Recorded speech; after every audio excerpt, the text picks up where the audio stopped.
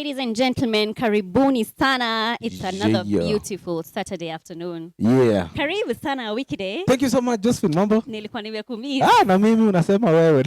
Na mimi sasa. How you doing? Very fine. Looking so fine. amazing. Thank you. Leo kwani tuliongea bana. It's all black ulipata team. memo. Ulipata memo. Na tujapigiana simu. Ulipata memo. Kwaje lakini? Niko poa. How have you been? I've been okay. Yeah. You've been away from the show for like what, 2 weeks?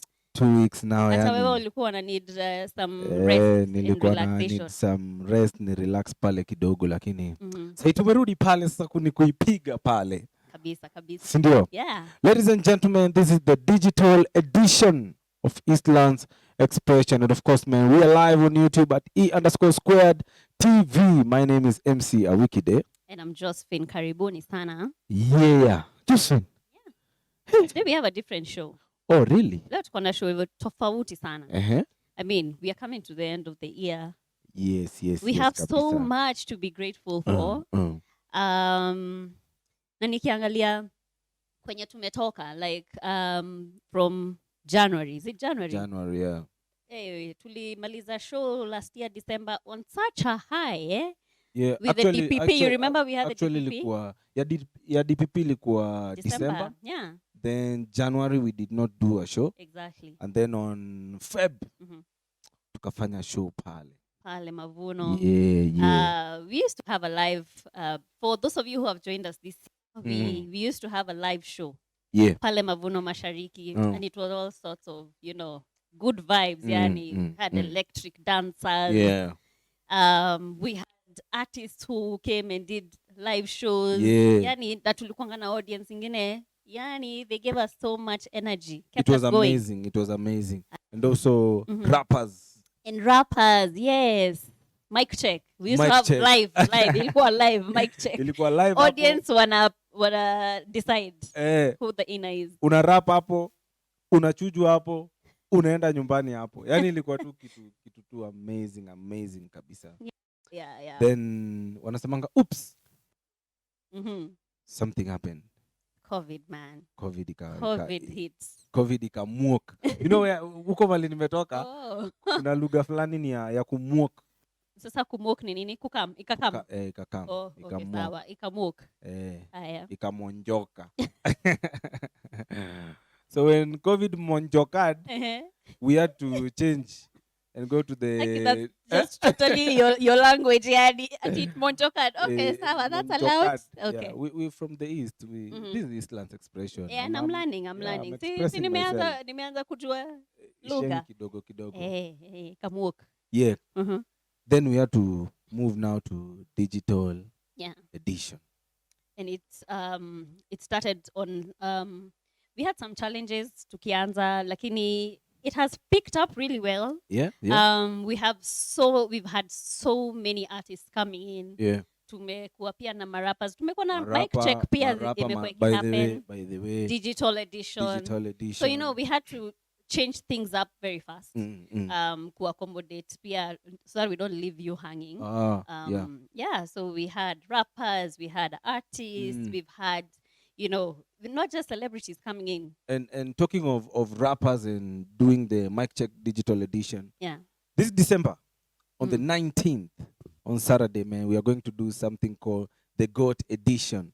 That's the greatest of all time. Oh, I was about to ask Mbuzi. Oh, ulikuwa Josephine, please, tafadhali.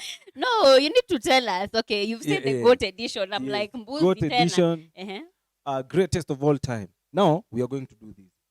Each and every rapper mwenye alishinda trophy yetu ya nguvu ya Mic Check Champion Season 1. Okay. We are going to compete on the 19th of December. Right here? Right here. Ni live. Mwenye anashinda Mbuzi.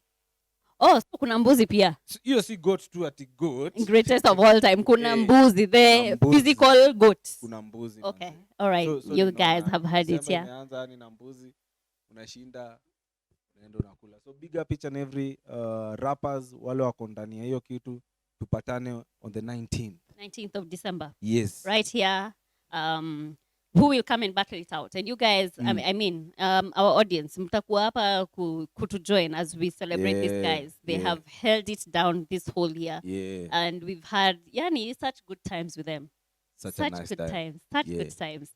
And so this show, generally, we just want to celebrate people who came to join us.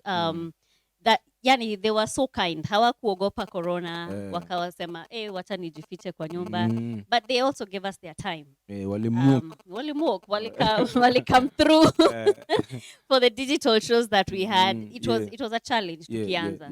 To get artists ilikuwa challenge sana, but we had to do it for you guys. And our very first artist who tunai bring it back kama TBT. TBT. Hii show ni ya TBTs, by the way. Twende kazi. Na pia kuku encourage. If you haven't watched any of these shows, please go pale YouTube, E_squared TV. You'll find all these episodes. They're uploaded immediately after we air. So you'll find all these episodes that we are going to be flashbacking on today's edition of E_squared. So I was saying the very first artist mwenye alitikia kukam show. Despite the COVID, and it's at that time you were hosting it by yourself. Nilikuwa mimi huanzishaga hizi vitu. Mimi ndo anzishaga. Sawa, unaweza brag. Siku brag kweli. The very first artist who came was K-Namix. Maybe you guys can check out what he did, and then we'll come back and talk about him kidogo as we move along. Rafiki zangu ebu nipeni sikio, wachaneni na Shitoli. Shitoli ni rafiki mzuri ukiwa na noti na kama hauna umuoni. Shitoli anapenda sana sitori, Shitoli ukimuomba uwaga atoi. Ni afadhali akesheba, ajali familia yake omi kilala njaa. It's because of Shitoli watu wanapata majali.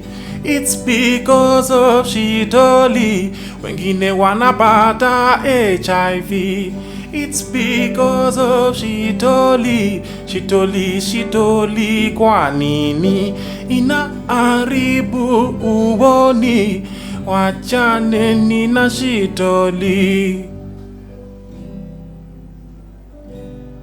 Tuachaneni na Shitoli. Tuachaneni na Shitoli. Shida ni fegi unavuta zaidi ya 20 na ina madhara we ukomi. Mola takusaidia. Uache mambo mengine kama yanaharibia. Usifikie mambo mengine. We si mgonjwa sindano ya nini? Ungani wa kupika wavuta kwa nini? Unatamani kuacha, tafuta usaidizi fasta kabla hujatuacha. It's because of Shitoli watu wanapata majali. It's because of Shitoli wengine wanapata HIV. It's because of Shitoli. Shitoli kwa nini anawaita Mwokozi? Wachaneni na Shitoli. Wachaneni na Shitoli. Wow. Wachaneni na Shitoli. Wow, what? Shitoli. I love napenda sauti yao Charlie by the K-Namix. Anaitwa K-Namix. K-Namix venye umesema alikuwa one of the first guest. Tukianza digital edition. So the first time nikisikia Shitoli actually nilikuwa nafikiria ni ka dem fulani hapo hivi. Anaimbiwa. But ukisikia lyrics za Charlie kuna kitu anajaribu kuongelelea. Napenda style yake ya music. It's very different. Si kitu utasikiza and then you'll be like you already understand what he's talking about. You'll need to listen to his lyrics. Nilipata ni msem deep. Ni mdeep sana. Kwanza actually anaongelea drugs. Shitoli ni drugs. Yes, drugs. It's because of Shitoli. Watu wanapata machali. So when you take more drugs, yeah, nyinyi ndio wale wase mnapata machali. When you take more drugs, nyinyi ndio wale wase mnaishi life mbaya. So najaribu kufundisha tu vijana pale mtaani. Usikuwa unatumia drug. You will end up being that Shitoli. Okay. Yes. All right, sawa. Ujalani kitu hapo. Just regelaje ni kama sasa nimekupoteza tena. And I needed to listen to it again, but I understand. Amesema hata it's because of Shitoli watu wanapata maajali. Yeah. So I mean, we are heading to the festive season. Yes, so yes. I mean, drug abuse, alcohol is something that we need to really take care of. True. How we are consuming it, you know. See ati unakunywa, una take drugs, and then you go out there to drive haphazardly. Unaua watu huko. Una cause accidents. So yeah, I think that is exactly what he was trying to. That's the message he was trying to pass across. Yeah, to the young people. Yeah, to the young people. Just people in general, actually. Yeah.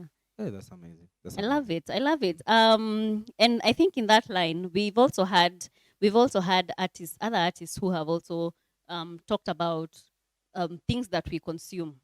Nakumbuka kuna artist ulileta, uli interview your very good friend. My very good friend. Your very good friend. Nikisema hivyo unakumbuka ni nani? Nakumbuka ni. Your very good friend. We introduce. I love what he said.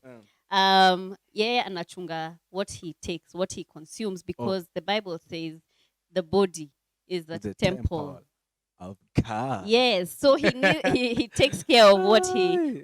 So I don't know. Maybe you introduce or tell us what we are watching next. Ladies and gentlemen, one of the baddest #1 hip hop gospel rapper, a superstar, fashionista, and this guy is doing it not only himself but with his kids. I'm talking about one and the only one, the baddest #1 rapper. Ladies and gentlemen, Mr. Staggering and Stammering.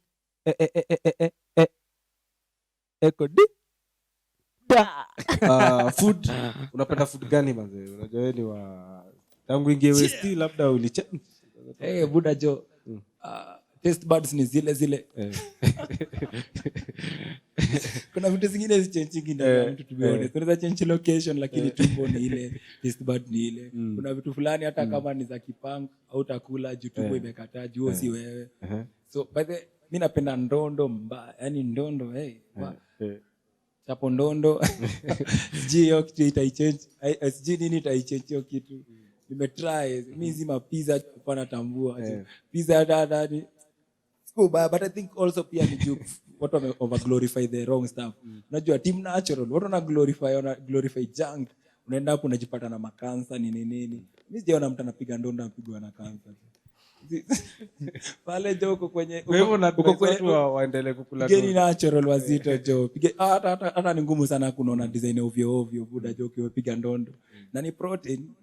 Piga omena yako jo pale jo protein unapiga sama but ukisoma kwa wala walisoma ndio ajini msaanza maneno kuna hizo ziko na nutrition na watu wabayo omena jo iko na nutrients zingine hata nini haifiki iron mambo mbaya jo haifiki iron jo ile I think ni ile iron ya Bob unajua iron like ya Bob Marley I think ni iron iko kwa omena jo ukipiga throughout ukipiga omena ka mwezi mzima throughout jo unaanza kutokuona vitu fulani juu iron iko na another level stereo unaanza kuwa na ma complication so ni good acha niseme go natural and especially for the young guys when you expect kutumia mwili yao kama ma youth wenye wako kwa athletics wasanii unajua utajisumbua na hizo obesity but sasa tunajisumbua kuna issues za unatoka hapo unaingia OC unashinda ukitry kutibu mwili yako unajua juu unakula vitu mbaya kujua madaso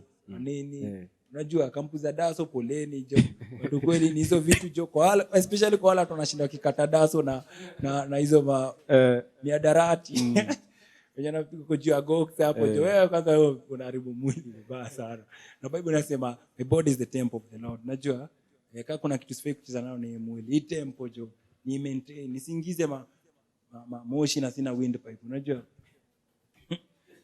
una windpipe nisingize nisingisha sina exhaust pipe jo naingisha moshi. Unajua unaunguza malangs brother jo, na pale kuna mtu akohosia na uishange kwa hizo lungs zako. Unajua unaunguza makidney hapo atistare, na kuna mtu akohosia na uisha kwenye kidney yako. Yaani source anawishange exchange na wewe kidney. Wewe kitu yenye unaharibu yenye utambui. Kwake ni gold mine. Unajua? What? Umesikia Kodido anasema nini hapo? Nimesikia Kodido. Wewe unamwitaga Mwesh. Mwesh amespeak kama mheshimiwa ya ukweli. Wewe ndio ghetto president. Kula omena jo. Just be kula omena. Kuja huku east. Kula chafua.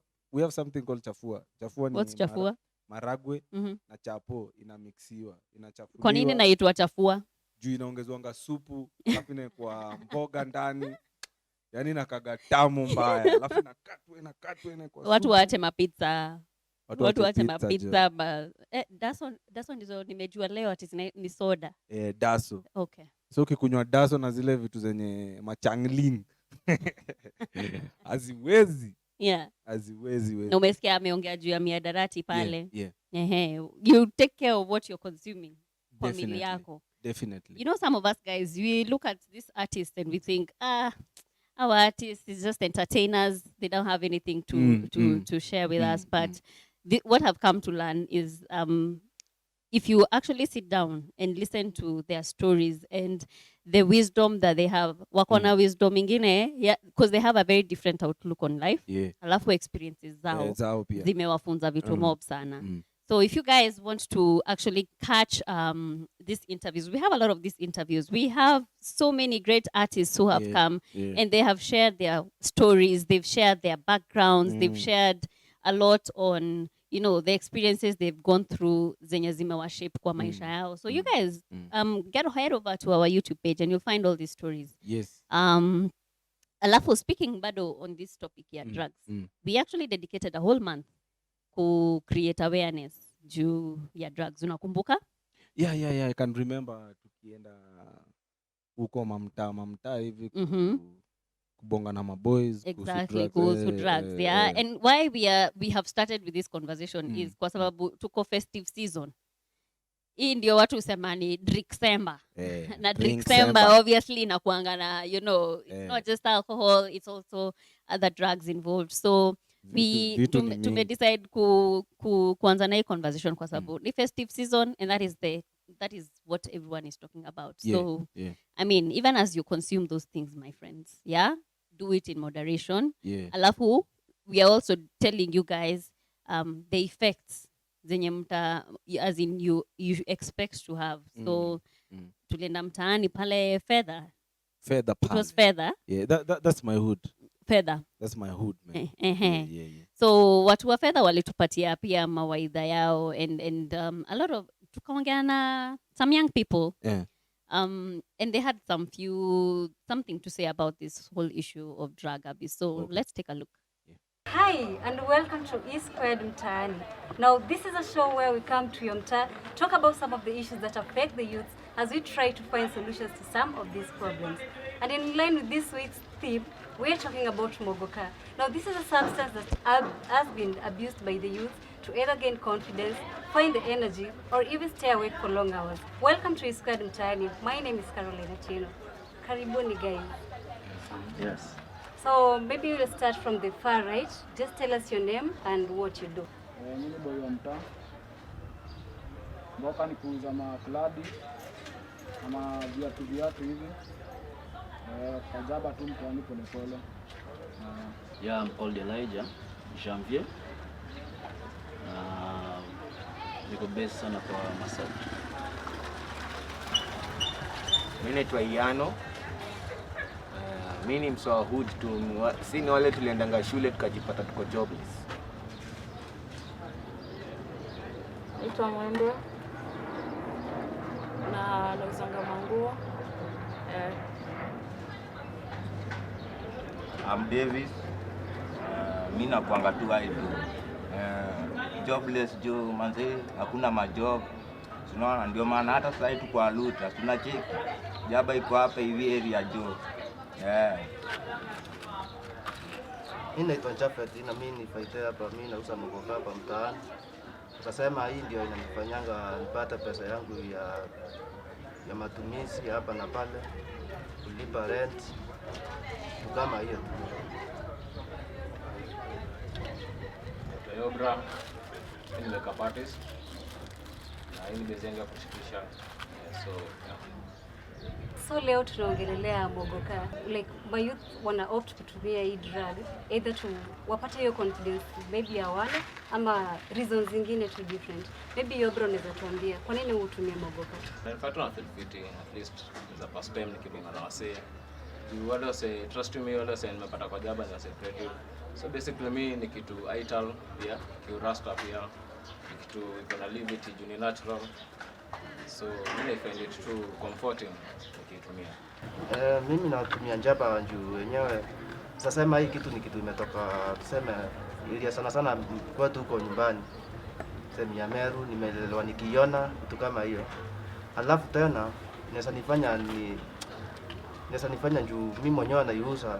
Uwezi uza kitu ukose kukula. Sasa hiyo ndio inafanya sana nitumie. Siwezi sema ni mbaya.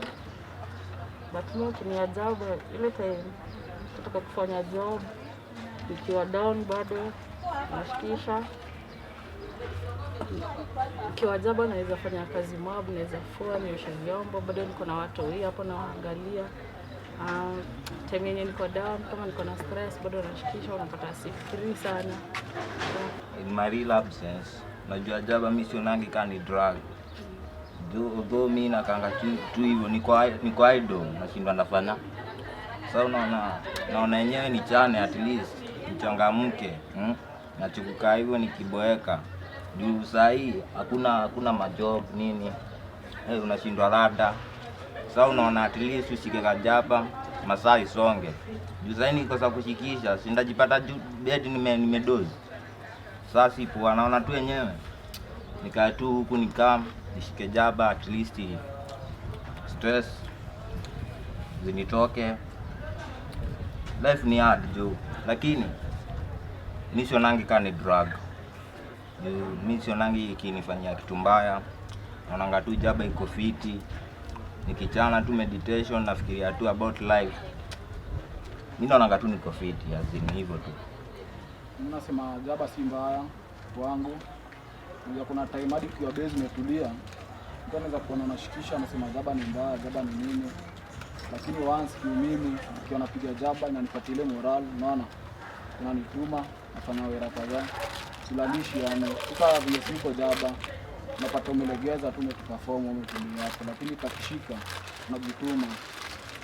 Kila kitu naweza sema si ati mogoka ni kama pombe. Mogoka huwezi kutumia mogoka ulewe, yani kufanya uwe mlevi ama uanguke. Siona hata siku moja mtu ametumia mogoka akistaka kwa barabara ama ameanguka ama ameokotwa kama ni mlevi. Ile kitu nimesema, ile kitu tu unaweza tumia kitu mbisi na ukae tu ukiongea na customer wako fiti, yani nakupea tu furaha, si ati ile kitu ya kufanya ukuwe mlevi.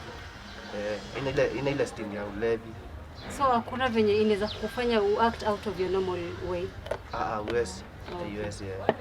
Okay, sasa turudi kwako. Umesema ukitumia mogoka ina act kama stimulant kwako. Like at that point it has stimulated your body, your functioning and all that. What happens at that particular stage? Stimulation. Okay, sisema still definition, but stimulation ni tu kuchangamka basically. Of which unaweza changamka hata ukikunywa coffee in the morning. At least utoe hata usingizi. So straight na vile compare jaba na kitu kama chai, but basically kuna I think caffeine. Hello, you know the components. So jaba I think sasa na judging sana tu when you come base utapata say the same old people, the same people do the same things like each and every day. But ukienda kwa place ka tea ama stuff kaizo, especially mimi nasema sana kitu kama pombe juu I think ni kitu legal, sasa kama vitu kama weed ama nini, but kitu kama tea mostly utapata violence mob. Well, uta rejection basically, especially because if kabei maybe say pale amecheza Jack Daniels yuko na pesa ya Chrome, lakini biza jaba hata msee ana slippers nini tutamu accept. Kaa niko jaba na feel tu niko poa. Na feel tu niko poa, yani niko stable. Juu kaa singekuwa jaba sasa at least singekuwa hapa. Labda ningekuwa dozi. Lakini sasa nikiwa jaba nasikia nimechangamka. Yenyewe inafanya nisahau vitu zingine. Okay. I am back to you. You said you used to do mogoka, and then at some point you just decided, no, this is not what I want to do. At that particular point, what led you to actually deciding on quitting mogoka? Okay, ni mambo kadhaa. Ni mambo mob. Mimi niliacha na decide ni quit mogoka. Number one ilikuwa inanipea stress nikianja kula mogoka, siwezi nikalala. So nikimaliza kuchana kwa mfano kitu kama saa 6, saa 8, itabidi nipe mind hapo sasa unasikia haja ya pombe. Naelewa. Itabidi niende through club. Kumbuka sikuwa na intention ya kwenda club. So imenipea intention ya kwenda club. Na kwenda club ni kuharibu, si ndio? Kama kuna pesa. That's all. So ukikula kwa mfano kama hauja on my side, si kwa side yao, on my side. Nikikula kwa mfano na sijakula chakula, hiyo ni mpaka kesho. One, appetite inapotea. Yes, ndahisi njaa, but hakuna namna napata tena appetite na nini mchana. Unaelewa? So 3, mahali niliacha sasa nikachukia mogoka kwa 2018 mwisho kuichukia kabisa completely. Mogoka nikatoaga meno ya kwanza. Okay, mimi nikafikiria tu as usual watu wengi wanatoa meno, si ndio? Nikatoa ya pili. Ya 3 daktari akaniulizanga, "Buda, unachananga?" Nikamwambia mbaya sana. Tena daily. Nikamwambia ndio imeozesha meno zako. So ikabidi nijiulize maswali mengi, sikuacha. Juu nilikuwa napiga mogoka, fegi. Juu unajua mogoka na fegi ni mandugu, kaka na dada. Yeah. So nikajipata no. I have to decide. Kinajua inabidi unakuwa na ile decision ya kianaume. Nikadecide kwanza nikaacha fegi. Nikaacha fegi, nikapush. Nikaenda rudi hospitali, akamwambia hizi mbili ya juu na chini inabidi zito. Nikamwambia juu ya mogoka, akamwambia nazitoka. Nikakata.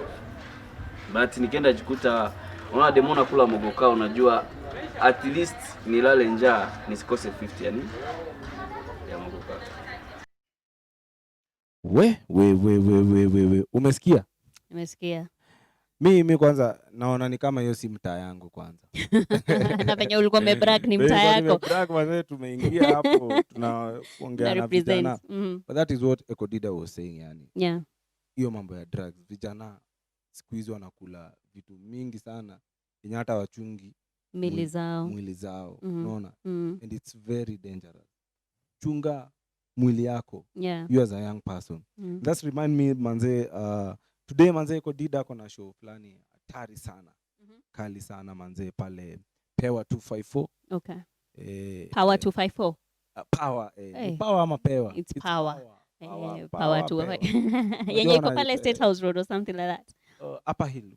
Upper Hill. Okay. Yeah. It's Power. Power 254. Power 254. Yeah.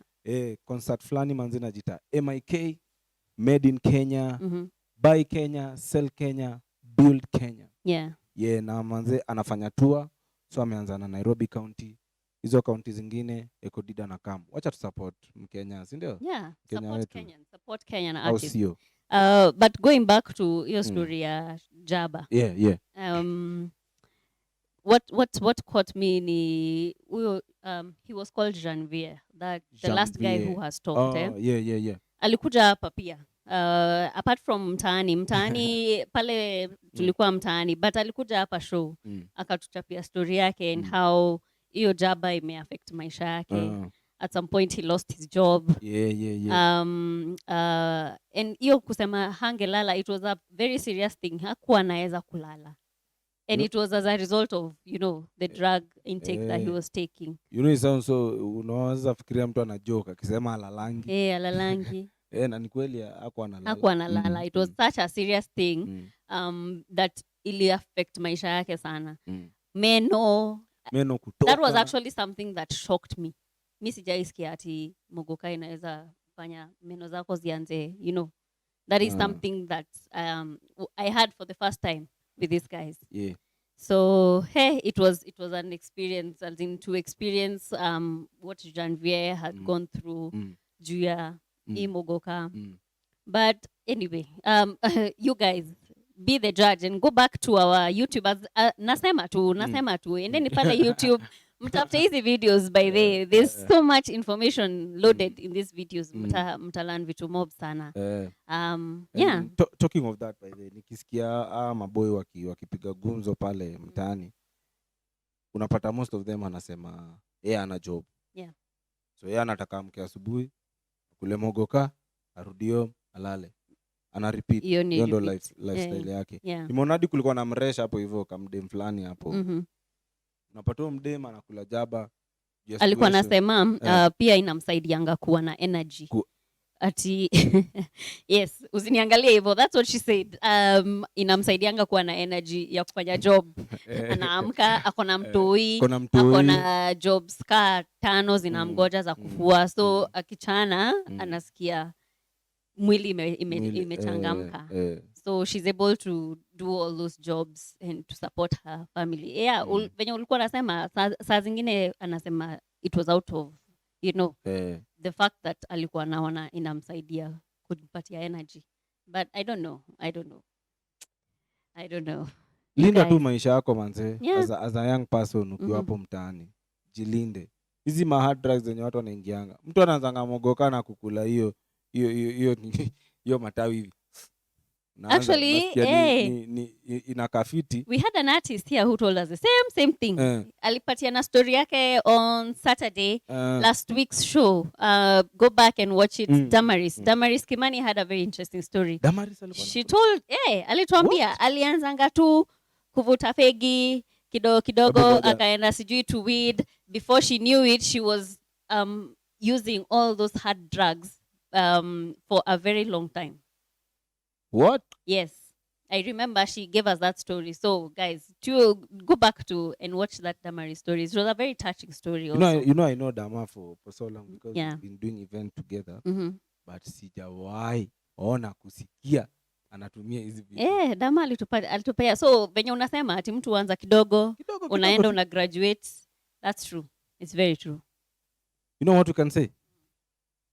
Mungu, saidia watu wako. Wacha God asaidia watu wako. Na watu wajichunge hii Christmas. This festive season, please take care of yourselves, guys. Watu wajichunge kabisa. Yeah. And of course, we are live on YouTube at E_squared TV.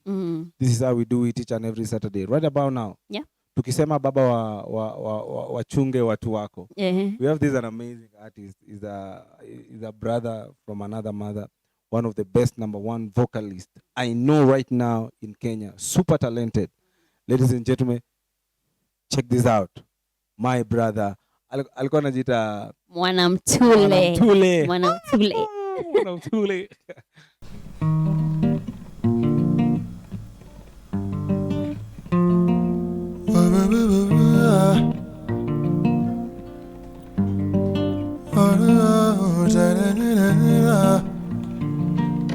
Wow.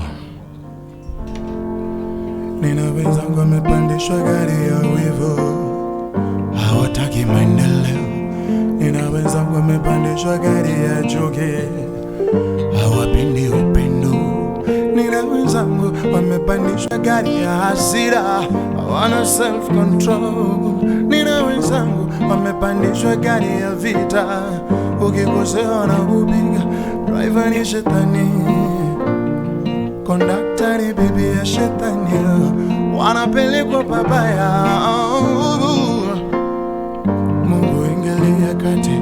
Driver ni shetani, Kondakta ni bibi ya shetani, wanapelekwa pabaya. Mungu ingilia kati, Baba washukishe, Baba washukishe, Baba washukishe. Weka roadblock mbele wasipate ajali. Nina wenzangu wamepandishwa gari ya uchoyo, kwa hali ngumu wasaidie. Nina wenzangu wamepandishwa gari ya uongo, hawapendi ukweli. Nina wenzangu wamepandishwa gari ya tamaa, wanaharibu vitu vingi.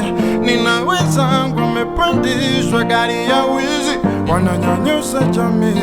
Driver ni shetani, kondakta ni bibi ya shetani, wanapelekwa pabaya. Mungu ingilia kati, driver ni shetani, kondakta bibi ya shetani, wanapelekwa pabaya. Mungu ingilia kati, Baba washukishe, Baba washukishe, Baba washukishe. Weka roadblock mbele wasipate ajali, Baba washukishe, oh Baba washukishe, oh Baba washukishe, washukishe, washukishe, oh Baba washukishe, oh Baba washukishe. Weka roadblock mbele wasipate ajali. Oh yeah. Da da da da da da. Ay ay ay ay ay ay. Da da da da da da da. Wow. Washukishe, washukishe, oh washukishe, washukishe. Oh Baba washukishe, oh Baba washukishe, Baba washukishe.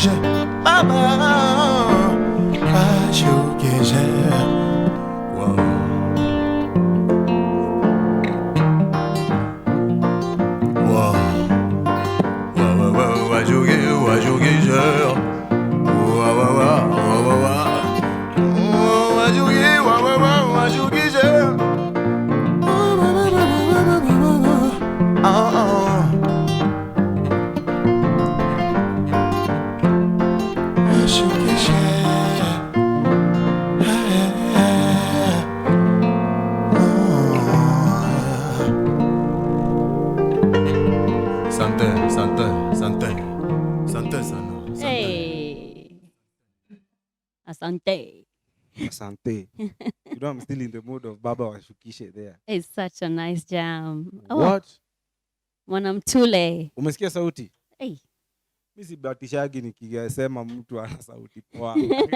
Ubatishangi. Najua. That was a beautiful, beautiful performance. Yeah. Oh, deep. Deep. I love the way ana hit, you know, those low notes alafu wanakuja. Hey. Nice. But the lyrics, very deep. Lyrics kama umesikiza. Lyrics hapo, acha niguzishie kidogo. Baba shetani. Situacha tu yeye aimbe tafadhali. Baba washukishe. Anasema we in a vehicle. Tuko kwa gari naenda. Hii gari tuko na dere. Udere ndio anatupeleka to that direction. Yeah. And then we have Donda. Donda is conductor. So anajaribu kusema in life we have these people wale tupeleka to the wrong direction. Mwenye anatuli to the wrong direction akona backup yake ya timu yake ya wanatuingiza kwa hii line yao kwenda to the wrong direction. So what is praying for is God saidia wase kabla wafike kwa ile space, ile space itawafanya wakosa accident. So unaweza kufa kabla ufike kwa hiyo space. You are a young person, anaongelea story ya drug. Wewe unatumia drug. Unaweza dedi kama hujafika age yako yenye inafaa yenye ulipo umepewa na Mungu. Wewe ni mgondi. Utaiba, utachomwa. Labda ilikuwa kuelewa. Unaanza kuiba. You know, it's it's a kitu anaimba manzi, it's very painful. Na hiyo ndio kitu inafanyika kwa society yetu sasa. Anasema driver ni shetani. Conductor ni bibi ya shetani. So conductor and Donda, they are good friends. They are all taking you to that yes. Nilisikia a certain comedian akitumia hii jina Jongomeo. When was the last time you heard Jongomeo? So anyway, what? Uko ndiko wanakupeleka. So yeah, we take charge of our lives. I think that's what generally Mwanamtule is telling us. Hiyo jina yake yufanya nisikie kumuita Mwanamteule. Unaweza muita Mwanamteule. Mwanamtule is doing an amazing job. Mwanamtule. Yeah. I love that song. I really love it. Ngoma iko dope. Na iendelee kufikia vijana manze. Iendelee kufikia vijana hapo mtaani. Not only young people but people in general. Iendelee kuwafikia hapo hivyo. Yeah. Sindio? Plus it's on our YouTube, guys. You can share it. We have that live version. So you can find it on our YouTube on E_Squared TV. You'll find it right there. Yeah. Yeah. Leo tunafanya TBT. Ni TBT edition. Tunaita TBT edition, bring it back. Unanibamba sana nikikumbuka hizo vitu zenye watu wamefanya. Ungeona interview zangu za kwanza just my goodness, it was very horrible. The digital. But no. Si tumekuona hapa. You are doing well. You're doing well. Kwani naogopa kusema sasa nimeiva. Sasa niko fiti mbaya. Yeah. And we're really happy that the artists who came and even the guests who came to grace our show, the digital edition, we are really, we celebrate you guys because hamkutuacha hapo out in the dry at him because of COVID. I know it has been tough, it has been tricky, but kila mtu, we strive to bring for you entertainment, but we've also been taking care of ourselves as well. Ni lazima tujiangalie pia. Yeah, and we've not just been bringing artists. Yeah. Tumekuwa pia we're looking at serious topics other than drug abuse. Tuliangalia story ya depression, mental health. Oh yeah, you remember? Yeah, I can remember. Yeah, we had several guys coming to share with us their stories of how life iliwachapa, went into depression. But then we also had a HR. Unajua tusikiangi stories za watu wako kwa ofisi, we don't think watu huko nje usema ati we uko na job, uko na do, uko kwa nini uko depressed, anaumia bana. But even people in the office, they also go through depression. Yes. And they have to deal with their HRs are the ones who have to deal with them. So nani wangalia our HR? Our human resource managers. That's a good question. True. Yeah. It was a very, so we were looking at depression as a whole from all aspects. We also had an artist who also shared his unakumbuka. Yeah, I can remember Tisaida. Tisaida is a very good friend of mine. Yeah. Na akiwa kwa situation kayo, sikuwa najua what was happening. We always see Tisaida on TV, aki-act, ako pale nini. But the guy is going through a lot. Hatukuwa tunajua. So we always see these people smiling, entertaining us, and we don't think for 1 second, we don't stop to think for 1 second that they're also going through shidas a life. Venye sisi upitia. You and me pitia so many things. Even our artists, our celebs, they also go through such things. So just take a listen to what Diana had to say. Diana is a HR at Protec. And we're also going to see what Tisaida had to say about his story through depression. Okay. Yeah. She has a question for you. As a HR and having gone through depression, do you ever feel at some point that you also need someone to care for you? Oh, wow. That's a good question. I was just sharing with some of your team that being a HR is really, really demanding, that you will find yourself being trained. Last year, they did a research on the top most stressful careers, and HR emerged as the top 5. I am not surprised. Because you play so many hats that you find at the end of the day, you're so drained, you don't even have energy for yourself. True. So how do you detox from all that? You are managing 130, 1,000 employees, and you manage their highs, you manage their lows. So who is there for you? Yeah. Unless you have a very supportive partner or friends or family, that's how you can stand. Because we find ourselves in a very interesting situation where you are the motivator, you are the mentor, you are the coach, and you find yourself sometimes being the disciplinarian. So you will find yourself playing different roles at different times that you even forget who you are to yourself. So it's very important to know. I always tell my mentees that it is very important to know when you need time out. It is very important to know when you need to tell your manager, because we also have managers that I need to take leave today. I just need 2 days or even 1 day to clear off from work. You also need you need to have very supportive friends who can just listen to you. We don't even need someone to like tell us that you need to do 1, 2, 3. You just want someone to talk to, which I usually do for myself. That's nice because it's draining. It is so draining that you always give. As a HR, you always give. Always giving, you never receive. So, and if you become very enclosed HR, you will find yourself going into depression, and we wouldn't want to have such people around us. Exactly. Please help. Hakuna mse yote hizi ingia kwa depression. Anyone. Na wase wanaingiaje, inalidiwa tu na wase wengine. Mna kill watu bila kujua. Wewe na mse hold knife, ameshikia mse knife kwa shingo. Hamna tofauti. Ona, very simple things kama nimeona Wikiday picha fulani imeenda kwa media sijui akifanya nini. The first moment umeingia kwa keyboard kuitype, ushashikia mse nini kisu kwa shingo. Unaona? Kwa mimi manoma nilikuwa nakaa hivi mazee unapata kastori kati side kamepita hivi. Mpaka mabeshte wangu ananiambia, umeona story mpya yako? Azinzi hata sisi tunastuka. Unaona? But wale wase wanaiongeza chumvi ni wale wase wako close na mimi more than anyone. More than anyone, ni wale wase wako close na mimi. Sikuwa najua hata huyu mse uanga hivi manzi. Kumbe uanga pretender, uanga nini? Unaona? But saa zile mse tumelose mtu, either juu ya depression ama anything, si ndio wase wa kwanza kusema, City Side angeniambia. Exactly. Ningekuambia ukiwa wapi man? City Side ungenishow. Ningekushow aje? Unaona? Wase washaku crucify na hata sahii watakucrucify tena.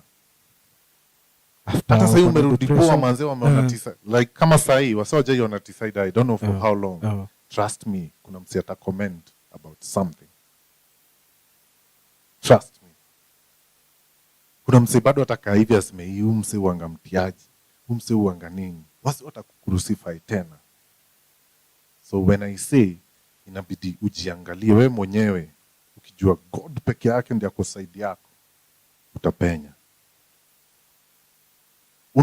Ni decision iko hapa kwa kichwa. Kila kitu iko hapa kwa kichwa. I don't know, wase wamesoma wengi. If sahi kila mtu akuja hapa bonge about depression, watu watakutolea vitu kwa vitabu manzi. Unajua zile wamesoma. Real life situation tuko different sana. True. Na unless mtu akwambia about brain yako venye inawaka, unanitu kuamka useme, I will not do this anymore. Sitaishi hivi tena. Because inakublind manzi, una notice. Uko na mkono una mguu. Huwezi fanya hata job ya mjengo. Mabishto watanicheka. Unaona? Inaanzia hapo. Tunataka tupige luku nini nikitokea hivi niko fine. Hauko fine, hauko poa. Na sana sana hata wasanii ukiangalia. Wasi huku nje manzi wana pesa. Kama ukae nao chini, hata si ukae nao chini juu hata kushow wafuatilie poa. You'll be surprised that wasi wengine wanaelekea to death.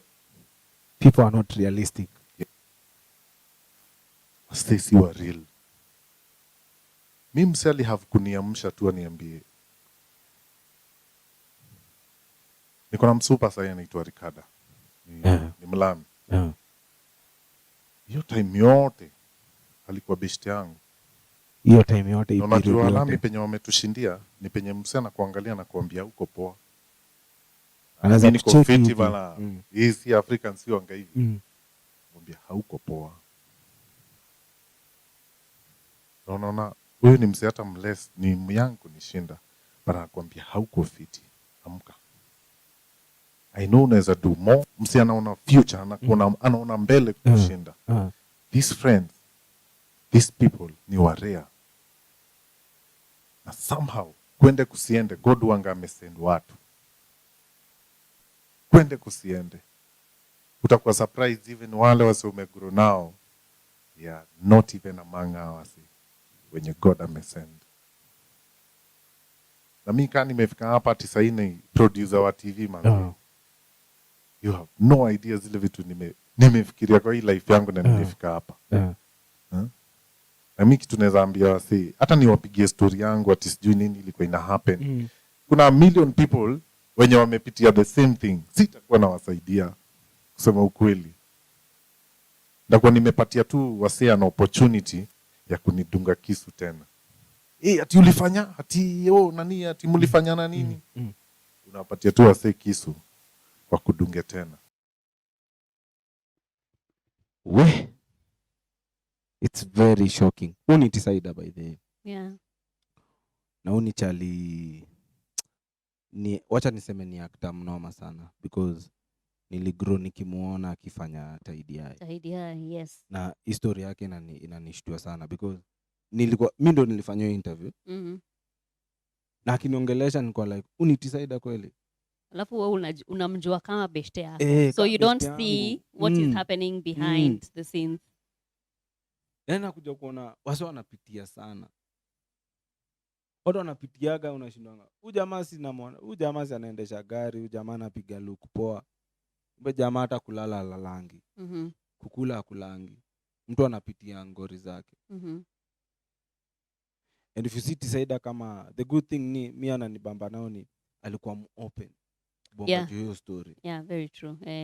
So many people wanakuanga depressed na wanabaki hapo na huwezi mwambia kitu. Sasa kama hakuwa na hiyo support, amesema support ilimsaidia sana. And his girlfriend mwenye alimwangalia akaona you guy hauko poa. Amesema wanatushindianga the fact that we don't take the time kuangalia msee unaona yani my friend is thinking na wewe hauoni. Wewe hujaribu kumtoa from that hole that ana think deeper and deeper. Deni yake huyo mlami huyo. Huyo mlami. Hiyo.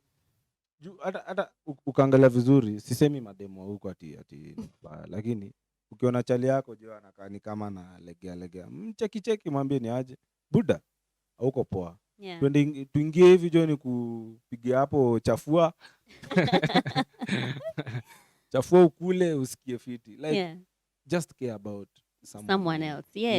Yes. And not just juju hata tumesikia Diana akisema the people who help her go through sazile amekuwa na those rough days in the office, her friends, her family, her best friends, they come together and anapata chance ya kuongea to get it out of her system. True. Kama hauna support system, my friends, inabaki imekuwa noma sana. But we also need to look after our mental health. It's Diana ni one of the biggest HR actually. And watu wana kama watu kama hawezi kuwa depressed ama hawezi kuwa na stress.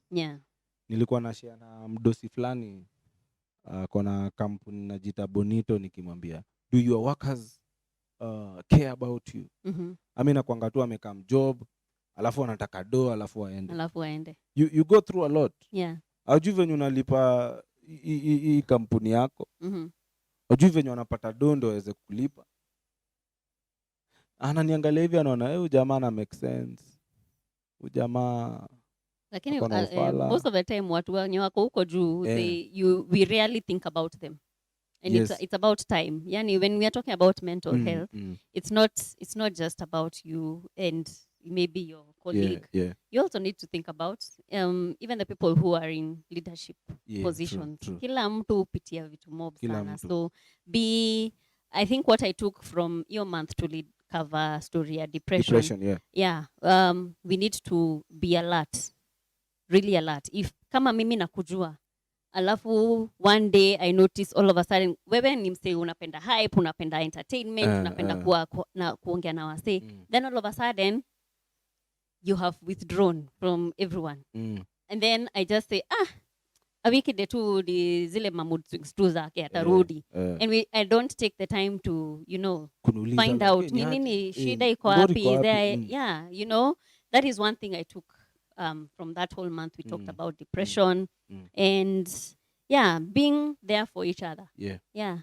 Manze tukue hapo for each other, ni bro wako, sister yako, demi yako, madhako, mdosi wako. Enda ujue manze umse anaendeleaje, si ndio? Very true. Na hivyo ndio si ufanyanga manze kwa hii show. Remember, we are live on YouTube at E_squared TV.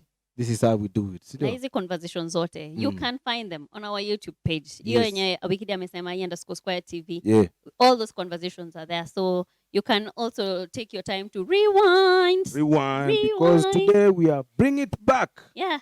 Kama TBT.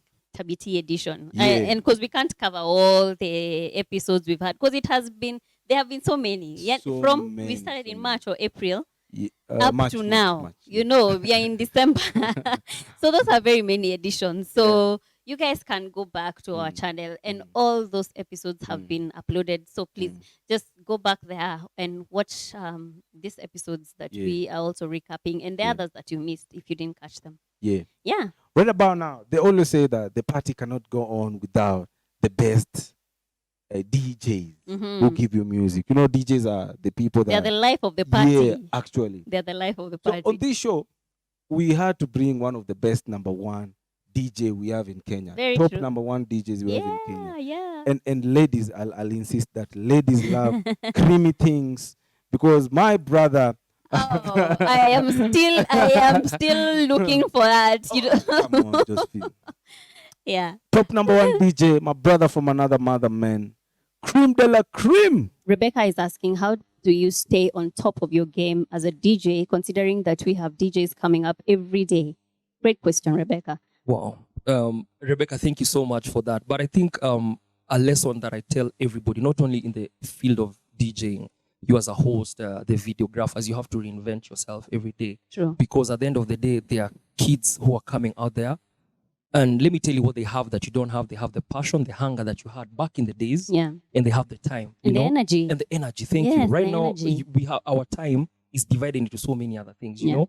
But personally, what I do is I really reinvent myself. I'm doing, and I always hang out with the young kids, by the way. I have a young crew, Kevin, Steve, you know, young guys who keep me, you know, in check. But at the end of the day, you as someone out there, you always have to, don't be complacent, don't be comfortable, always and get out of your comfort zone, really. The problem with so many people is they fade away because they're just doing the same thing over and over again. They don't want to try.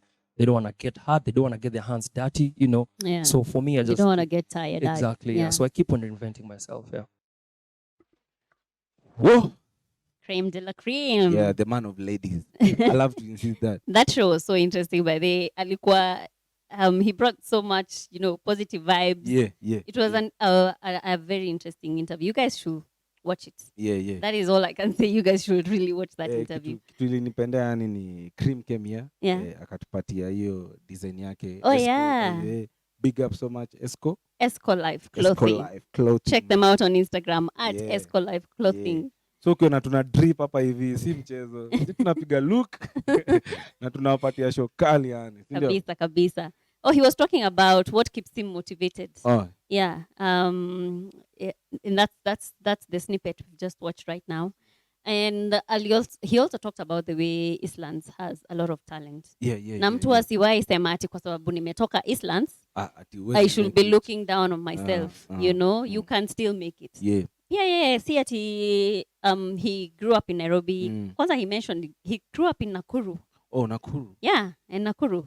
And you see where he is at right now. Yeah. He's among the top DJs we have in the country. We were sharing by the kabla umfanyishe interview. And be like, Awikide, the only thing mna need ni opportunities. Na hii kitu mmeanza ni kitu poa sana. Mimi natoka Kericho. But I always come to Nairobi kufanya gig na bado nirudi home. So hakuna kitu iwezekani. Oh, alisema Kericho, si Nakuru. Actually, alisema he grew up in Kericho. And that's where he has gone back. He's living in Kericho right now. Anakuja hapa anafanya event, anarudi Kericho. Mimi naweza taka hivyo. So don't ever say ati kwa sababu umetoka Islands hauna opportunities. DJ Creme alitoka Kericho akakuja kumake it hapa Nairobi. Yeah. You know? So I mean Eastlands na Kericho ni gani iko karibu na Nairobi? Eastlands iko Nairobi. Wacha tuseme Eastlands. Wacha tuseme Eastlands iko karibu. Exactly. Yeah. So yeah, I loved the way he had so much life. He had a beautiful story. He had a lot of motivation for the young people. So check out that interview and get to see what he had to share with us. Yeah. Yeah. So tuendelea tu. Napenda wase wangu wasanii sana. You know I love musicians because I know. They are very talented. And we have to bring one of the youngest superstars. He started his music with Nigerian style. Yeah. Then all of a sudden, vitu za Niger, I think the Oga people wakafanya. Aka switch. Then definitely akakuja back to reality na akaanza kufanya ngoma za Kiswahili. Ladies and gentlemen, I'm talking about one of the best #1 musician we have in Kenya as a gospel musician. It's Mr. Sid. Yeah.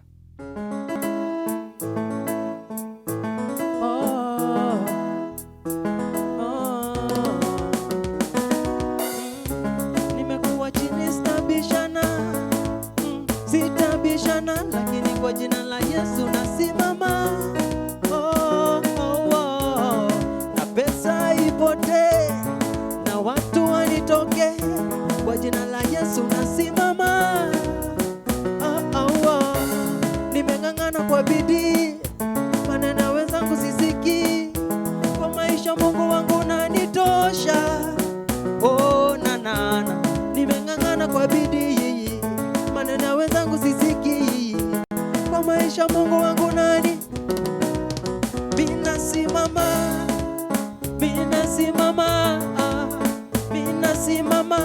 kwa jina la Yesu nasimama.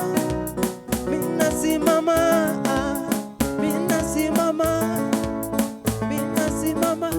kwa jina la Yesu nasimama. Nilipata tabu dunia iliponisukuma kwa kona. Nilipata tabu nikaona kujitoa uhai ndo bora. Mungu wa Abrahamu alijitokeza mwenyewe tu, akaniambia mwanangu, sijali niko na wewe, hata wanadamu wakiniangusha nibebe tu. Sitajali, niko salama nikiwa na wewe. Nimeng'ang'ana kwa bidii, maneno wenzangu sisiki, maisha Mungu wangu nanitosha. Nimeng'ang'ana kwa bidii,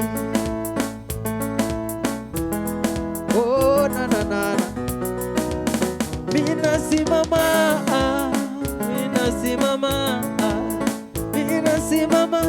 kwa jina la Yesu nasimama.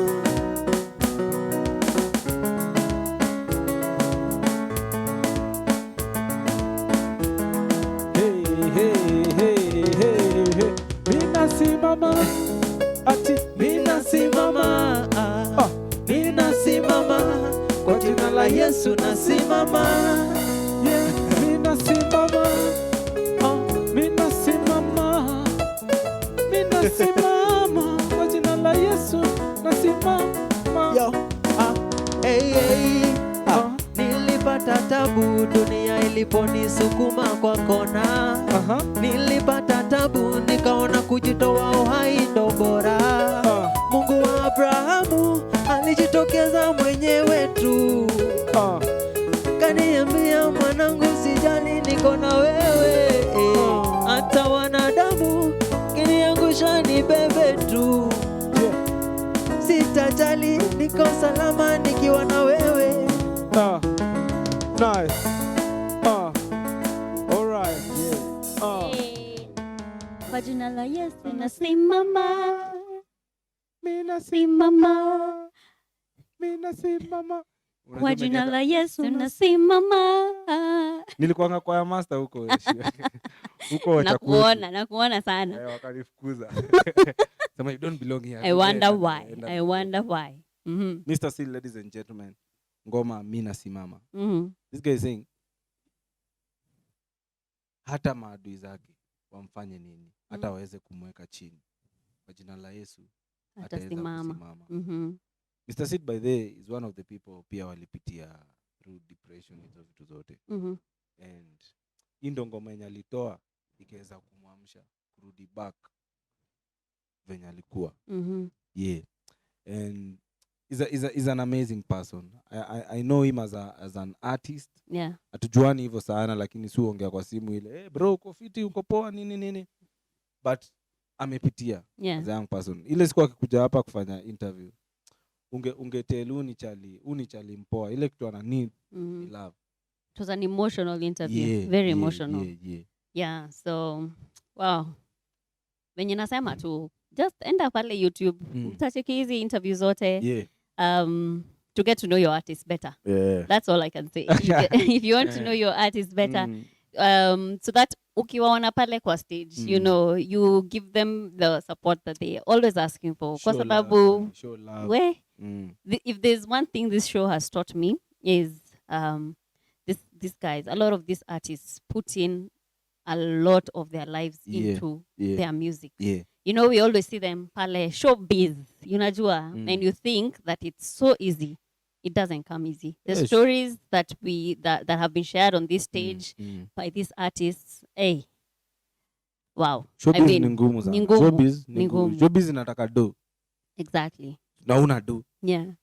Utafanya aje showbiz? And the things they go through to get to where they are, they need a lot of our support. So, my friend, when you see an artist out there asking for your support, please, hata yo so uko nayo ya kununua mziki iTunes or wanasema Mook Mdundo, Skiza, you know, whatever support you can give them. Alafu wacheki pale kwa YouTube. Alafu na wasi skip ads. You know Tubidi? What's that? Are you Tubidi? No. What? Akiweri wawestia ukweli. What is that? Ndakuchanua, ndakupeleka na Tubidi ni nini? Pia ni app fulani hapo. I learn something new with these guys every day. Ni app. Inaitwa Tubidi. Tubidi. Okay. Tuzidi jo. Mtafute hiyo. Mtafute hiyo app. Anyway, yeah. Wasanii by the to support yani. Wakikujaga hapa they tell, this is the only show that artists wanakujaga hapa and they tell their real story. Yeah. Real life situation. Hadi unashindwa like what? I think that's one thing I love about E Squared, that we have given this platform for artists. Wakuja wafungue roho. And we find that a lot of them, they really appreciate, you know, having that time to just come and talk to you guys, share their life stories, tell how they have gotten to where they are. You know. And it's also the only show that we give artists a live band to perform with.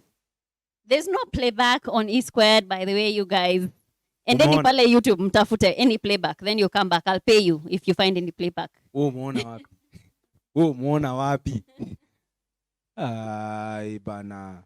And we ain't bragging. Haturingi. We have a band. We started with Fearless Band. We have Black Boy Band. All those are our bands. And I mean, that is our unique point about E Squared. Artists come here, wanachapa show live. Every performance here, each and every artist, it's live. So kama hujui kuimba, utaweza kuimba. Utajua, utalearn too. That's why we invite you guys to also, if you don't know how to use a live band, so come to kupatie practice hapa. We have a band in-house that can help you, you know, practice and learn how to perform live in front of a crowd. So, wow, let's switch gears to something a little bit more serious. On E Squared, we don't just have, you know, artists. We don't just bring in entertainers. We also have to mention, at least we have some corporate people also who came. We've seen Diana. We have journalists who also have graced our show. Yeah. Wamekuwa wengi? Yeah. Sasa sijui ni nani unataka wamekuwa wengi sana. Tumekuwa na some journalists, some top journalists who have also graced our show. Tulikuwa na Lofty Matambo last year. Lofty, I know Lofty. My very good friend. In fact, niliongea naye jana. kwa simu. Sawa, endelea tu kuflex. To flex for us, it's fine. My very good friend Becky also came here. She's a journalist and she's also a producer. And she also came and shared her journey to where she has gotten. She started from, she has worked in various media houses in various positions, and she had an amazing story. Journalists meet like so many people out there, and they do so many stories, so many of them leave a lasting impact. And Becky had one such experience. Alikuwa wanaongea. So you guys watch what she said, and then we'll come back and talk about her kidogo. Yeah. Ni story gani shaikuwa impactful kwa life yako tangu anze historia yote? Story nilifanya fistula. It's actually another story that I did. Yenye ilisaidia ni win 2 of those awards. Oh, nice. Nilikuwa na HIV na bado nilikuwa na fistula. Hiyo story nilipenda sana. Because when I was at Sayari, I had done a similar story, not exactly the same, but tulikuwa tumeenda kuinterview wanawake fulani. Unajua fistula? Fistula, unaweza tuambia? Umeisikia? Unaweza tuambia? Lakini najua watu wengi wanajua fistula. Fistula ni wakati mtu ako na urine incontinence. Urine or fecal incontinence. Yani ile mkojo inatoka bila control. So kwa in the older days before information ikuje, watu walikuwa nafikiria ni kurogwa. Or it was watu wanafikiria mama anajikojolea tu. Wazee wengi waliacha wanawake wao kwa sababu ya mtu ana leak tu urine inatoka, hauna control. So a lot of women hata wakunywi maji kwa sababu unaogopa ukikunywa maji ama chai makojo tu yatatoka. It touched me a lot. It was a very nice story. So wakati nililearn kuhusu ilikuwa sometime back when I was at Sayari. So their ladies were champions wenye wanafanya wanaenda kusaidia wanawake wenye wako na hiyo. Kumbe it's something yenye inaweza kuwa corrected. Surgery tu. Dr. Mabel Eldoret anafanya surgery. Akina Sarah Omega. I mean, they're doing a great job in those areas. So I did this story now when I was at Mediva of a lady who had stayed for 35 years na hiyo condition.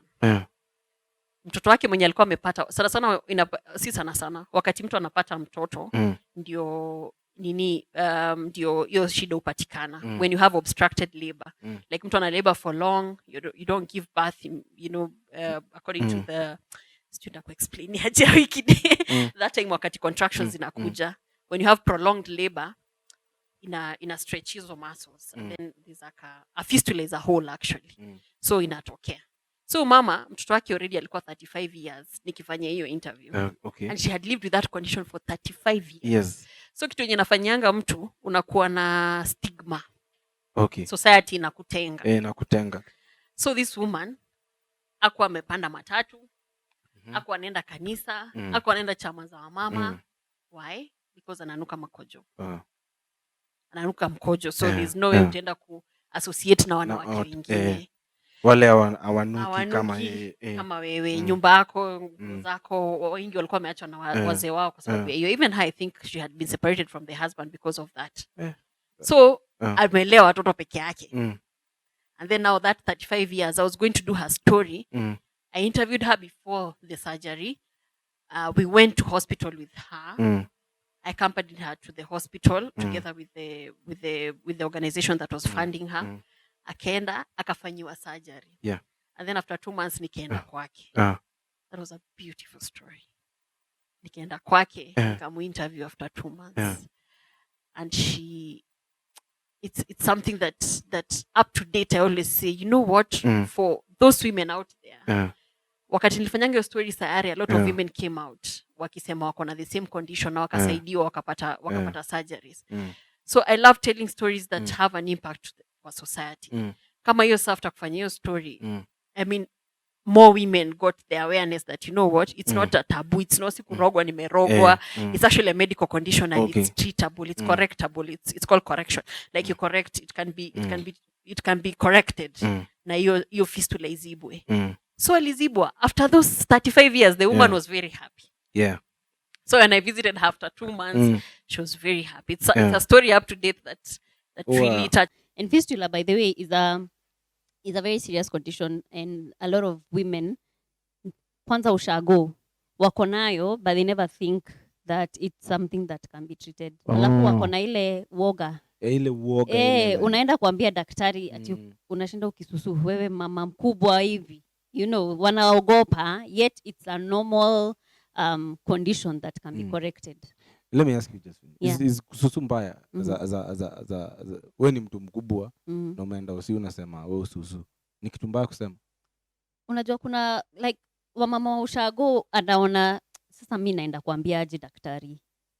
And you're an old woman. Yeah, me I can. Hata mimi naweza. Yeah, it's about my health. It's about my health. Yes.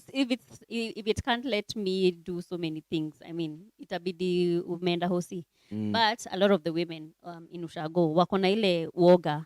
Yeah, kusema vitu kama hizo. So yeah, those are the stories. Those are some of the stories that Becky was mentioning in her life in journalism. Yeah. So she also gave us a sneak peek of how she started.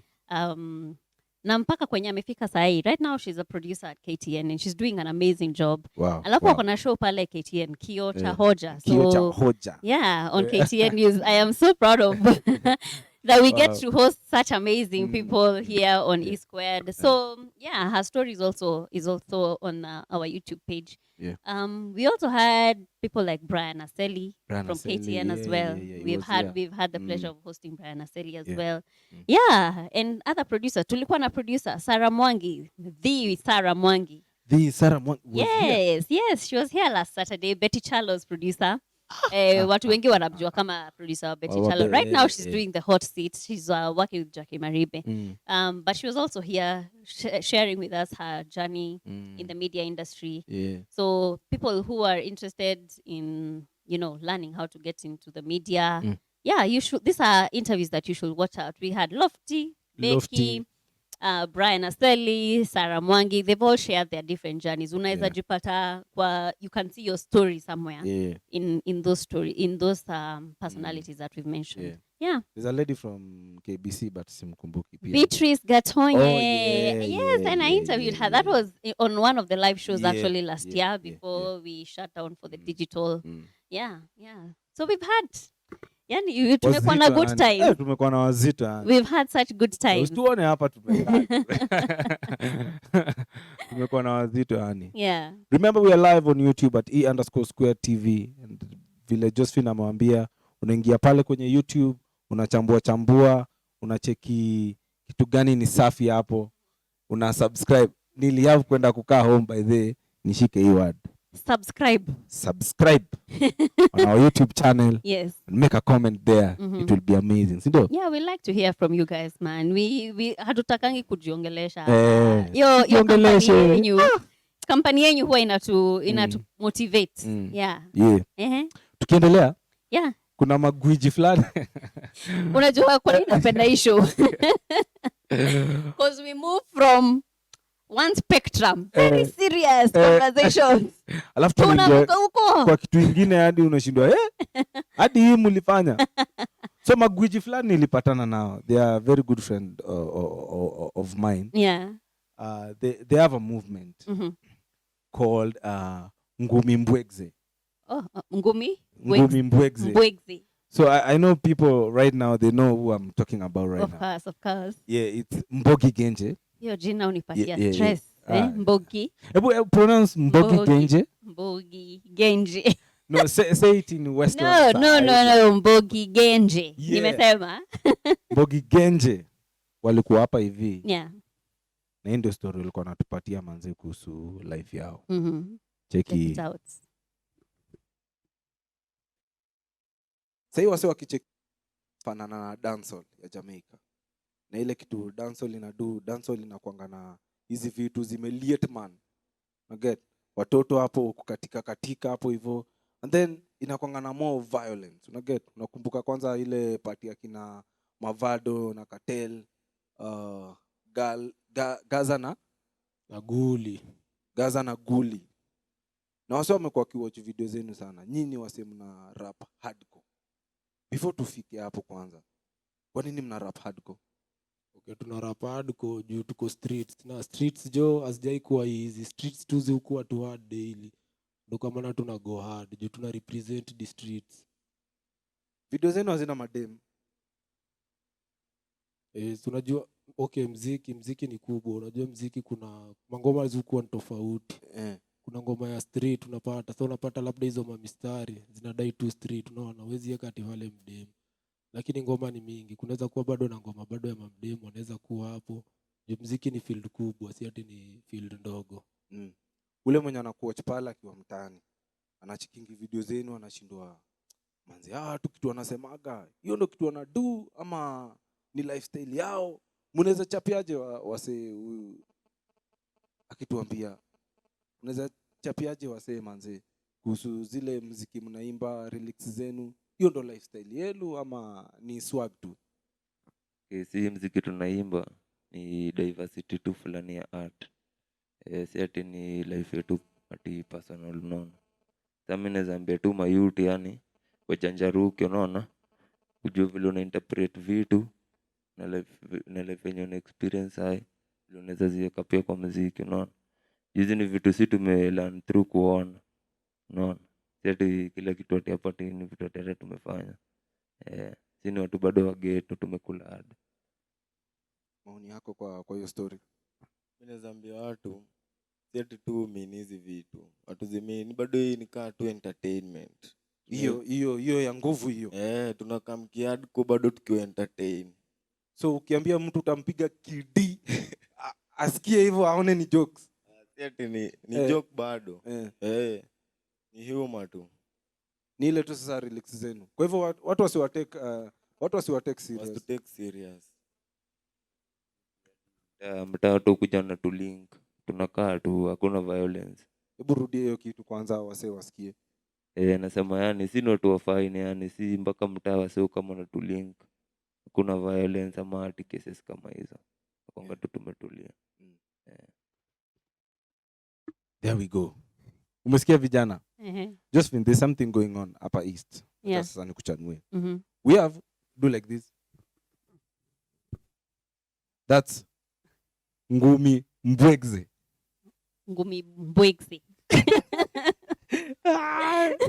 No, say ngumi mbwegze. Ngumi mbwegze. Yes. Umejaribu kidogo. And then tuko na ngumi jamu. Jamu. Ngumi jamu. Yes. Okay. Ngumi moja. Ngumi moja. Okay. Ngumi jamu.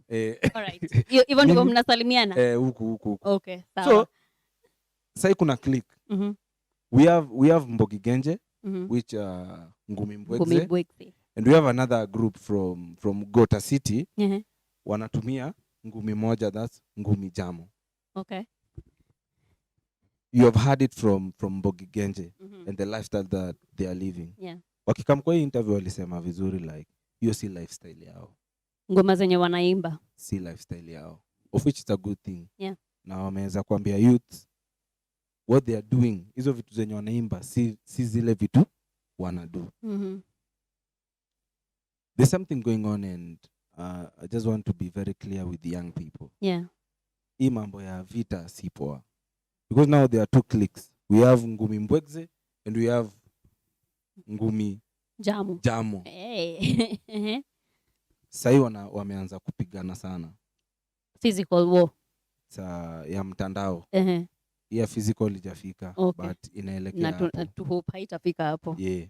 So tafadhali vijana, tuache vita, tupendane na tuonge lugha moja. Yeah. Ya one love. Kama ngumi ni mbili, wache kuwe mbili ya upendo. Ya salamu. Kama ngumi ni moja, wache kuwe moja ya upendo.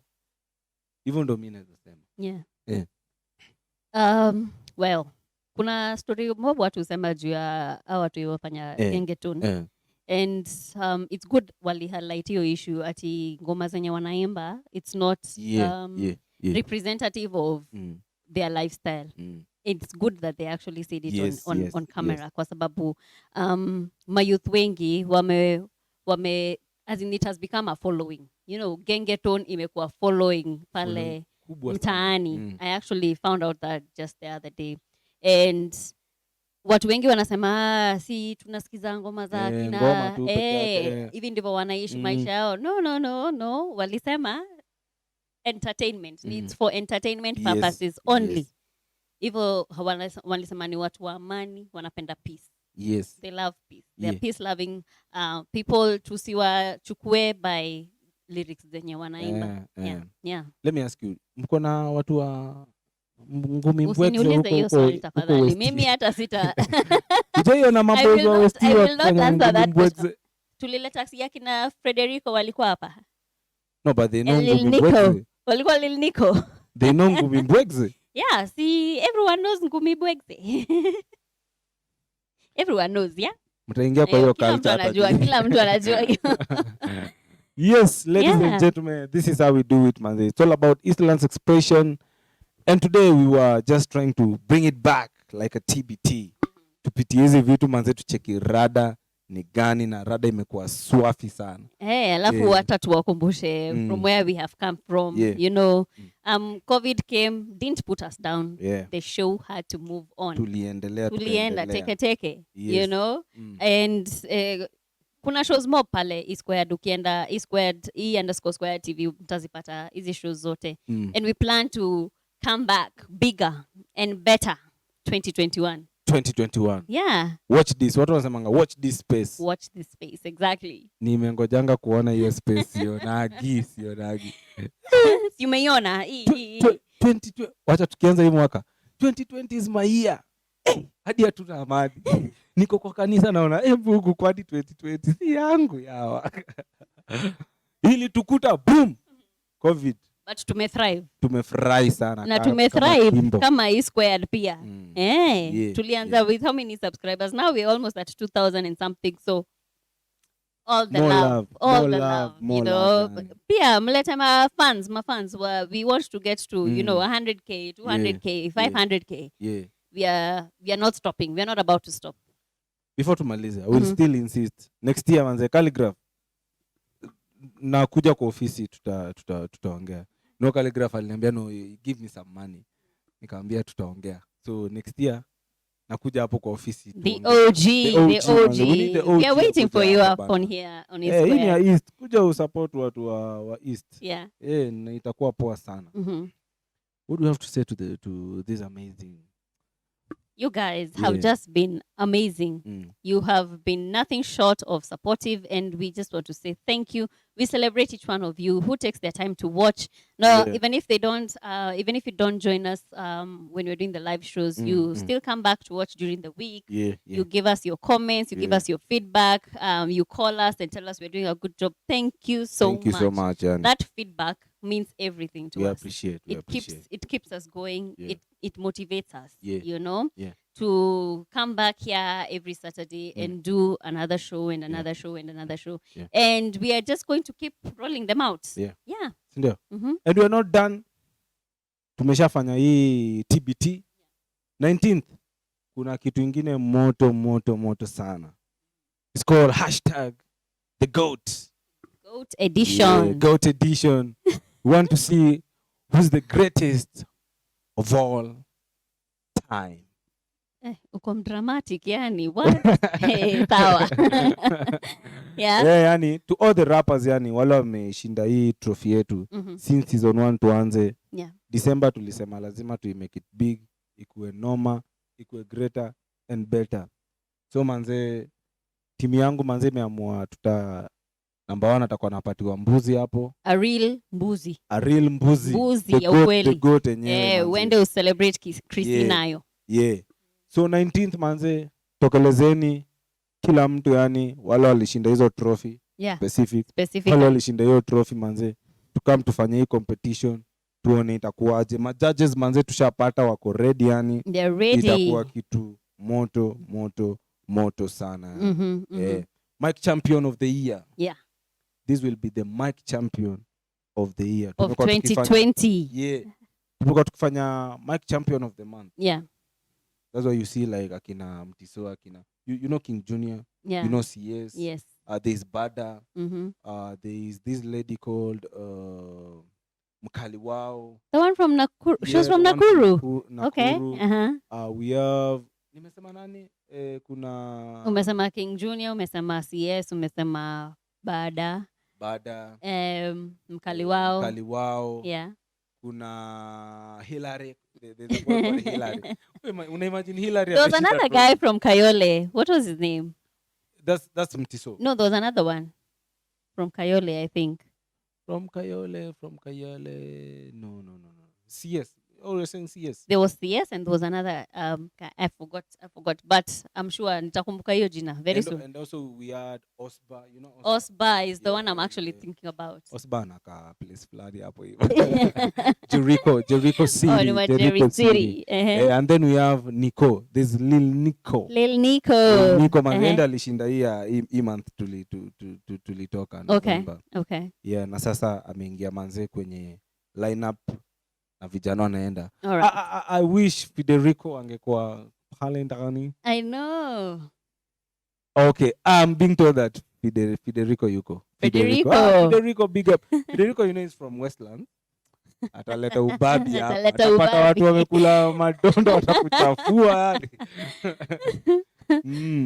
So, ladies and gentlemen, thank you so much yani kwa wase wote yani wale wamekuwa support the mic check. Thank you so much. Yes. And even turning up. Those guys who have also been coming to compete. Not just winners. Tuna celebrate pia wenye wamekuwa wakikuja. Every other time we announce kuna mic champ, kuna rap battle, wanakuja. Yes. Someone called Waf. Yeah. Waf manze ajaishinda trophy. Hata ajai kuwa number 1. Yeah.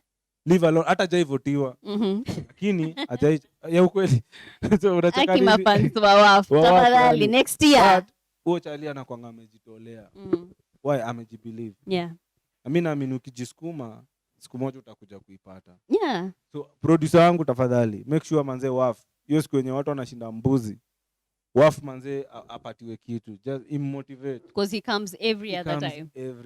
Hata kama hajavotiwa siku nyingine hadi nilisema acha tu nivotie Wafu yani nione kama itakuaje. So big up each and every person yani, big up. Yeah, yes, and thank you everyone who also takes their time to vote. Hatujawasahau pia hiyo kuvote, taking your time, unachukua simu unaenda pale una vote. Thank you so much. Thank you from the bottom of our hearts. Thank you for that support that you give our rap artists. And you see from there wengi wao wamegrow sana. Yeah, like I like where King Junior is right now. Hii trophy yangu imetembea imefika huko Churchill, imefika sijui wapi. Hii trophy yangu hiyo yenye napatiaga watu hapa. Yeah. So kikuja hapa manze heshimu hii trophy yangu. Wamekusikia. Heshimu hii trophy yangu. Na kawe ni mnoma manze utashinda. Yeah. I can't wait. 19 yani. Yeah. Tuone nani anaenda kuchinja hiyo mbuzi. We crown the greatest of all time for 2020. Tutakuwa tunamuita mbuzi. The goat. Yeah. Okay, guys, we are coming to the end of the show today. As we said, today was just a TBT show. Yeah, man. We were just flashbacking. We were just taking a flashback on looking at, where we've come through this digital edition. We've had such fun times. We had cops who came here a few Saturdays ago. Oh my God, we had a great time. What? Those were cool guys. Afande na swag, wako na swag. Big up we Afande, ndio nakutafuta. Afande na swag. They had amazing vibes. Tulikatika hapa. Mbaya sana na Afande. Sana. You guys need to check out that video. You need to check out that show. We had such good times. We've had amazing shows this year. And we can't say thank you enough for you guys tuning in and keeping us company. Yeah, and we want to remind you, please follow us on our Instagram. Yeah. We are at A_squared TV. That's on YouTube. That's on YouTube. Oh, on YouTube it's E_squared TV. Yes. And then on Instagram is E_squared KE. Oh, KE. Yes. And then right now we are Twitter on, as well. Twitter, like we're on Twitter. Yeah, Twitter. Twitter we are at E_squared KE. And then of course, man, on Facebook it's Eastlands Expression. Yeah. We are expressing ourselves, yani. Yani ni vigwan. Yeah, so you can find us on all those platforms. Please follow, like, subscribe, all the above, and also, patiani feedback wherever you feel that we need to improve, or hata kama pia unakamin kama sponsor. Karibuni sana. Inatubamba, si ndio? Tulikuwa tunaambiwa sisi hata tusemangi ma Twitter handles zetu. Pia mimi niko na Twitter. MC Weekday 1. Manze Instagram ni MC_Weekday. And I'm just at Jos Ndungu on Facebook, on Twitter and Instagram as well. At Jos Ndungu. Yes, you know. We've come to the end of this show, man. Thank you so much, guys, Yani, for keeping us company. Adisai, Sindo. Thank you so much. I was your host, one of the best, number one MC, the S to the I to the E, Mr. You better act like you know. If you don't know, now you know. Weekday is my name. Hey, okay, sawa. Huh? I'm sorry. Yeah. Hey, we are sorry. And I'm your host, Josephine. And until next Saturday, see you. And adios. Let's check out what Sylvia had to do here. Yeah.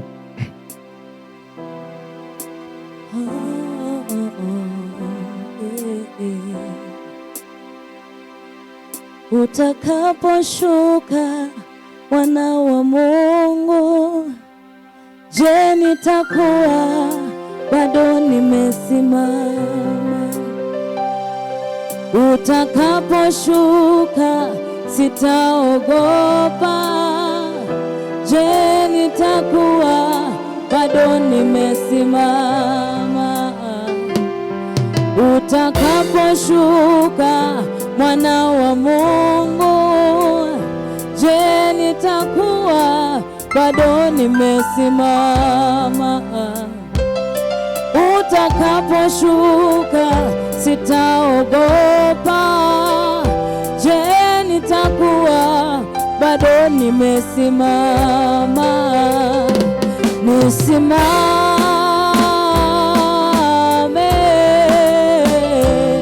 nisaidie, nisimame, nisimame,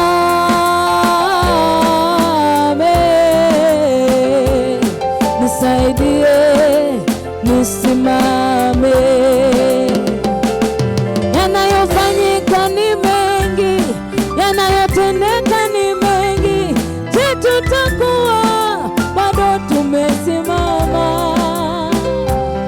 Yanayofanyika ni mengi, yanayotendeka ni mengi, je, tutakuwa bado tumesimama? Kuna wale wanasema hauko Mungu wetu, je, tutakuwa bado tumesimama? Miaka 2000 imepita, Yesu we, je, tutakuwa bado tumesimama? Ulitufia msalabani kwa ajili ya dhambi zetu, je, tutakuwa bado tumesimama?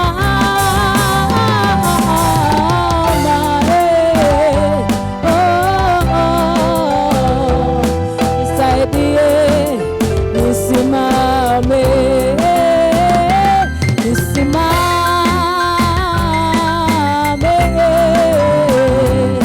nisaidie, nisimame, nisimame, nisaidie, nisimame. Heri nikae bila kusonga kuliko nisonge bila uwepo wako, kitu cha dhamana. Heri nikae bila kuenda kuliko niende bila uwepo wako, kitu cha dhamana. Heri nikae bila kushinda kuliko nishinde bila wewe uwepo wako.